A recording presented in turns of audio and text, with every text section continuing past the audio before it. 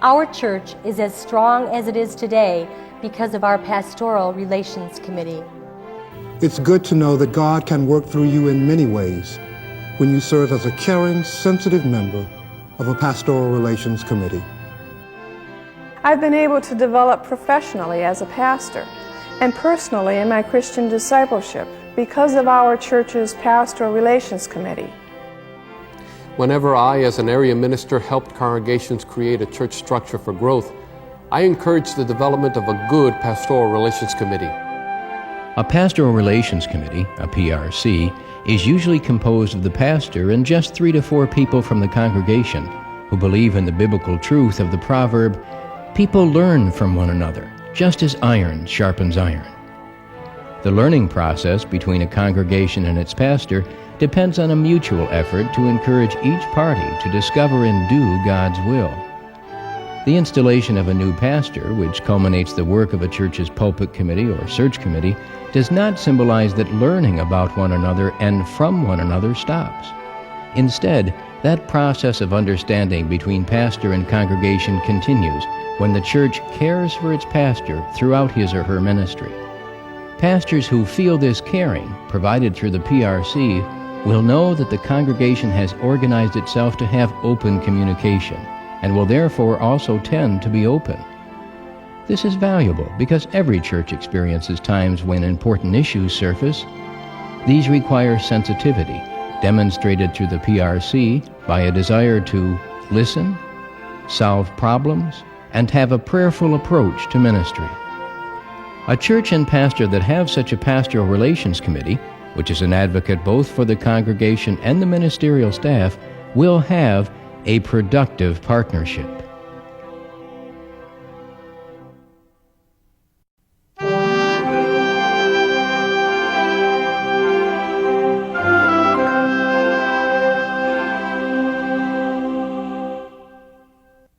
As church members, we often focus on how a pastor cares for the congregation, but the pastor-congregation relationship is a covenant, and the church also needs to care for the pastor. When that happens through the Pastoral Relations Committee, the mission of the church can become more effective.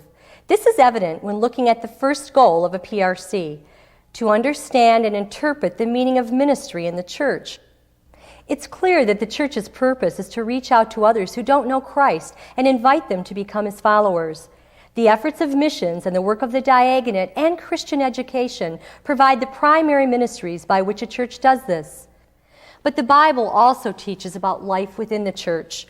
The truth of the Proverbs passage, that we learn from one another just as iron sharpens iron, means God can work through all of us to assist in our development on our Christian journey. Paul teaches in Galatians that we are to help carry one another's burdens. The PRC has been created to provide a way to do that when it comes to the church's staff, composed of the pastor and any other ministerial leaders. The very existence of our committee is a reminder to the congregation that we need to support the ministerial staff since this is their church too. The second goal of a PRC is to facilitate communication between the congregation and the pastor or ministerial staff. This is a natural result of the first. When our PRC was created, we made ourselves visible as a team. We published our names in the church newsletter and made general reports while never sharing confidential discussions. Soon, people began to come to us with a variety of concerns. Often these dealt with job expectations. Now, we all have our own idea about what a pastor should do and how a pastor should be, but how can any one person fill all of those expectations? Like many churches, ours develop job descriptions for the pastor and other staff members through the PRC. These aid in communication, clarifying the expectations of the jobs and providing clear guidelines rather than just perceptions. They help measure job performance objectively without raising anxiety levels. Whenever you have a process in place for realistic expectations and evaluation, it strengthens the church overall. The time when the staff is evaluated is also the best time for the evaluation of the church's ministry as well.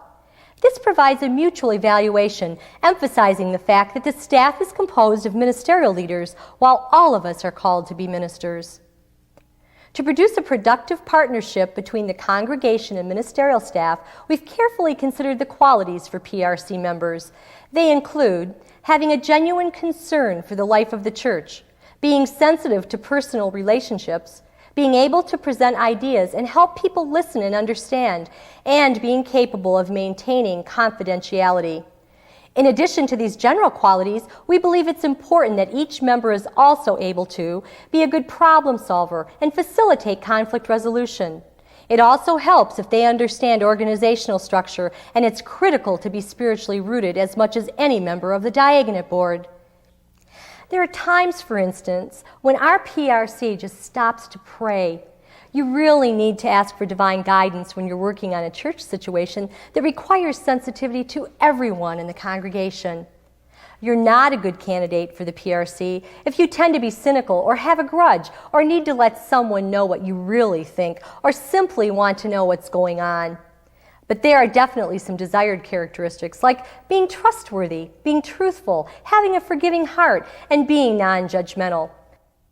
There is no room on a PRC for people wanting power, but those who have decision-making power can help to create a stronger church. Our church is as strong as it is today because of our Pastoral Relations Committee.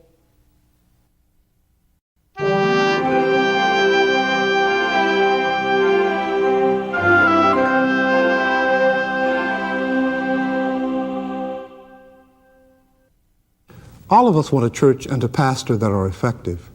Our church has learned that the pastor-congregation relationship can be a productive partnership. Iron does indeed sharpen iron. All this makes us better. Like when we live out our partnership as we consider Paul's advice on how a church should operate. He wrote in his first letter to Timothy, chapter 5, "The laborer deserves to be paid." The Bible tells us that the church has a moral imperative to compensate fairly. This is a reminder of the third goal of a PRC, to consider the pastor's compensation. It's not comfortable or even right that a pastor should go to the trustees or budget committee to negotiate salary issues. That's where the PRC comes in. Our Pastoral Relations Committee meets with the pastor to review compensation each year before budget time. Since the PRC becomes the pastor's advocate when the budget is being formulated, this meeting needs to include consideration of a cost of living increase in cash salary and a merit increase, as well as ensuring there are budget line items for the ministers' and missionaries' retirement, death benefit plans, Social Security, Medicare offset, medical and dental benefits, automobile reimbursement, continuing education, convention expenses, books and other resources allowance, hospitality fund, and housing allowance or parsonage allowance and parsonage improvements. If your church does own a parsonage, one of the PRC meetings should be held there annually to observe the need for maintenance and improvements.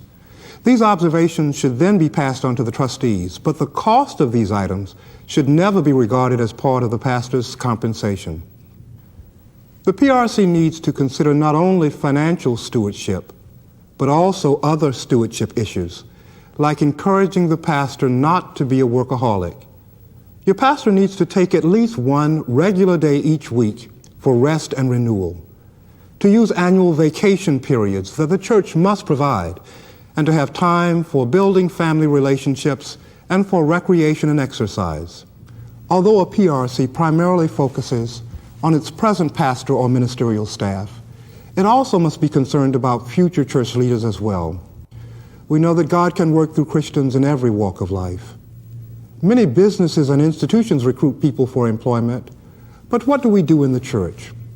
The answer is found in the fourth goal of the PRC, to enlist people for ministerial leadership. The PRC needs to encourage members to ponder God's call on their lives by considering a church vocation. This is yet another reason that every congregation should have a Pastoral Relations Committee. The PRC can present the ministry as a vocational choice both to young people and to members considering a second career.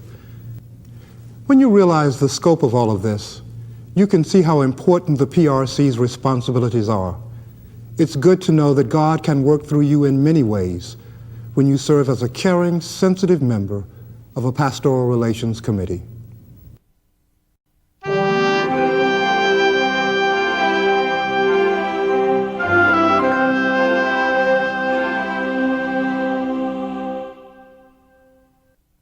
People who are sure they are doing exactly what God wants can be said to have an iron will. Pastors and other ministerial staff have sometimes been described that way. I've discovered that the members of a Pastoral Relations Committee encourage me to think out loud as I seek to do God's will. Their insight and wisdom help me remain pliable to the Holy Spirit's leading, which can come through God's people. Knowing there is confidentiality with the PRC gives me assurance that I can be myself and dream about the future, as well as honestly share my present frustrations. Their work reminds me of the spiritual, "There is a balm in Gilead." One verse goes, "Sometimes I feel discouraged and think my work's in vain, but then the Holy Spirit revives my soul again."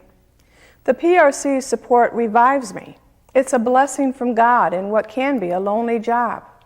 They certainly are not a rubber stamp for what I think should be done, but neither do they continually criticize my work or my personality. They are the iron that sharpens my iron. I've been able to develop professionally as a pastor and personally in my Christian discipleship because of our church's Pastoral Relations Committee. You can see what a productive partnership it can be when you think of the first 4 goals of the Pastoral Relations Committee. The PRC members fulfill their ministry as they seek to reach these goals and demonstrate that the church truly cares about the covenant it has with the pastor.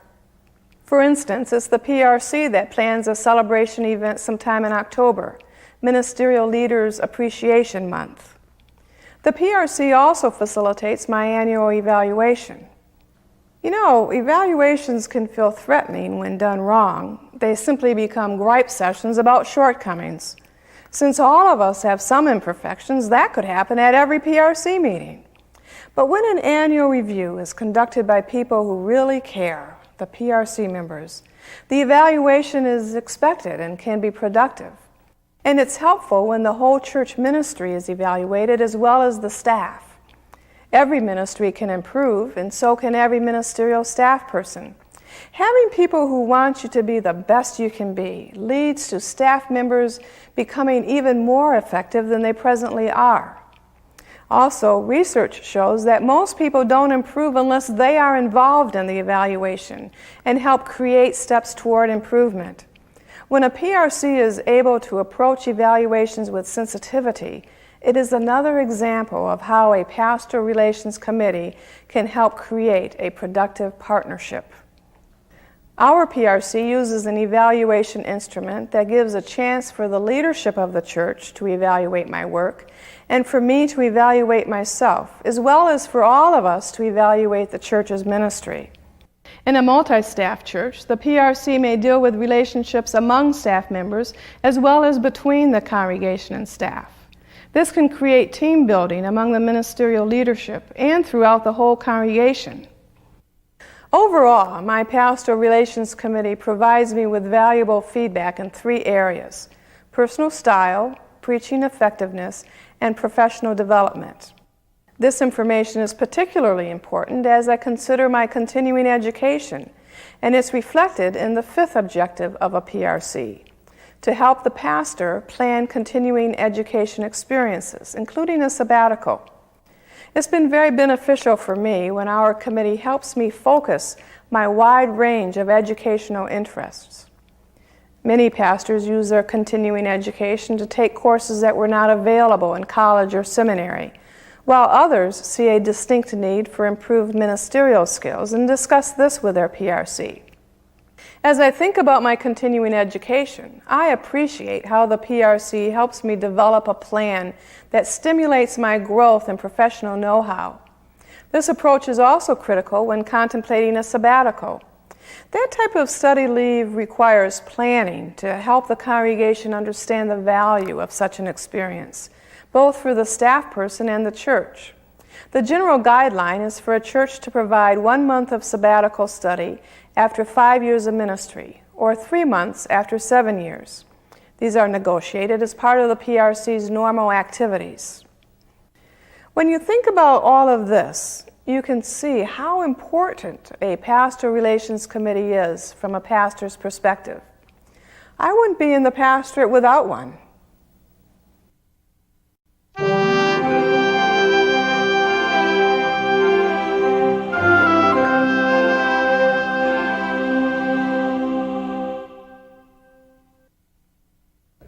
Whenever I, as an area minister, helped congregations create a church structure for growth, I encouraged the development of a good Pastoral Relations Committee. A PRC should be composed of gifted people who are not overworked with other church board or committee responsibilities. This will help them easily schedule 4 to 8 regular meetings throughout the year to organize and receive training, discuss the church's ministry, facilitate the evaluation of the pastors and the church's ministry, and consider the pastor's compensation. If your congregation owns a parsonage, meetings would include time to conduct a tour and suggest needed maintenance or improvement projects that the church will accomplish. And for all PRCs, meetings also are held to develop a plan to encourage church vocations and provide a sounding board as the pastor plans continuing education experiences, including a sabbatical. There are times when a portion of these meetings, or even one whole special meeting, focuses on a situation that relates to the 6th goal of the PRC, to resolve conflict between the pastor and the congregation, and in churches that are multi-staffed among the ministerial staff. Conflict is a normal part of human relationships. The PRC can be instrumental in turning conflict into an experience that guarantees a productive partnership. The best guide for fulfilling this goal is found in Jesus' own words in Matthew chapter 18, verses 15 and 16. If another member of the church sins against you, go and point out the fault when the 2 of you are alone. If the member listens to you, you have regained that one. But if you are not listened to, take 1 or 2 others along with you, so that every word may be confirmed by the evidence of 2 or 3 witnesses. The members of the PRC can be those 2 or 3 witnesses. They act as iron sharpening iron, helping people hear one another to resolve the conflict. Verse 17 talks about when the conflict cannot be resolved in this way. A concern over staff misconduct is such a time when the PRC and the ministerial leader who's involved should turn immediately to the staff members in your region. An area minister or executive minister has the training and experience that are often required to deal with these difficult situations. Most American Baptist regions, for instance, have a policy that addresses the problem of sexual misconduct. It would be unfair to the members of the PRC and the ministerial staff to try to resolve this type of problem without outside assistance. But most conflicts involving the congregation and the ministerial staff are minor ones and often relate to the PRC's 2nd goal. Communication conflicts can be solved exclusively by the PRC when its members are trained and their qualities sharpened. This training process is another example of iron sharpening iron. Because those who have been named to the PRC already possess these qualities, through training there is an improvement in their skill level. It cannot be said enough that these characteristics become the means by which a productive partnership is established between the congregation and the ministerial staff.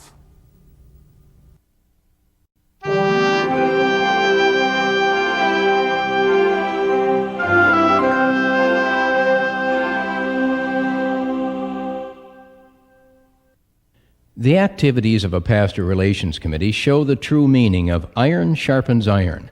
Learning for the PRC and pastor is never the result of hammering on the anvil of destructive criticism or detached professionalism. Rather, that relationship becomes the authentic flesh and blood translation of Proverbs 27:17 as the PRC provides constructive caring and supportive sensitivity. As you have seen, this means that the PRC goals lead to a productive partnership in 6 areas, each incorporating the letter C. The church's ministry, communication, compensation, church vocations, continuing education, and conflict.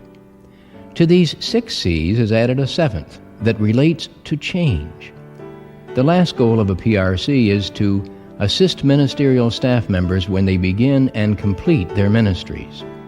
Every congregation and ministerial leader experiences these transitional times. A new pastor or other ministerial staff member goes through a variety of adjustments in those early months. These can be made easier when the PRC remains involved. Often, some PRC members are former members of the search committee and are aware of the expectations and discussions that led to the call to this ministry. It is therefore natural for the PRC to help during the adjustment process, including an evaluation after 3 months. This will ensure that initial expectations are in line with reality and that the road being taken by the pastor and congregation is the one agreed upon. The adjustments from completing a ministry are just as important. At times, the completion of a ministry can pose some potential difficulties, such as when the pastor who's retiring remains in the community. As at the beginning of a ministry, so at its completion, the Pastoral Relations Committee must be caring, acknowledging that the former pastor has developed friendships among church members and established roots in the community. At the same time, the PRC must again have sensitivity, this time for the church's future. The PRC must formally discuss with a retiring pastor or the pastor who has resigned the Code of Ethics of the American Baptist Church's Ministers' Council. This document states in part, "I will, upon my resignation or retirement, sever my professional church leadership relations with my former constituents, and will not make professional contacts in the field of another professional church leader without his or her request and/or consent." In every staff transition, from the pastor's first move to retirement, emotions are often heightened as the congregation and the pastor or other ministerial leader celebrate the time of service and imagine how future ministries will change. Again, the PRC is actively involved, this time in helping to plan farewell events. These occasions are as important to the congregation as to the ministerial staff member, for they review how the church participated in the ministry and functioned in a Christ-like manner even in difficult times. Such occasions help to provide closure as well as to give hope in the congregation's ability to relate to future leadership. Finally, the members of the PRC usually become the core of the new search committee. This is one of the many benefits of a church having an active pastoral relations committee, for the skills developed by the PRC members are vital to the search process.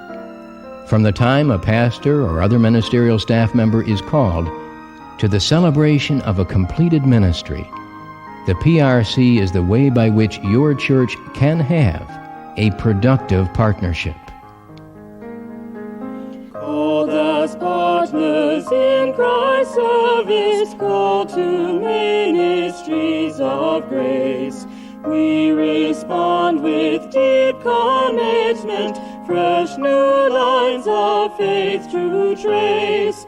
May we learn the art of sharing, side by side and friend with friend, equal partners in our caring to fulfill God's chosen end. So God grant us for tomorrow ways to order human life, that surround each person's sorrow with a calm that conquers strife.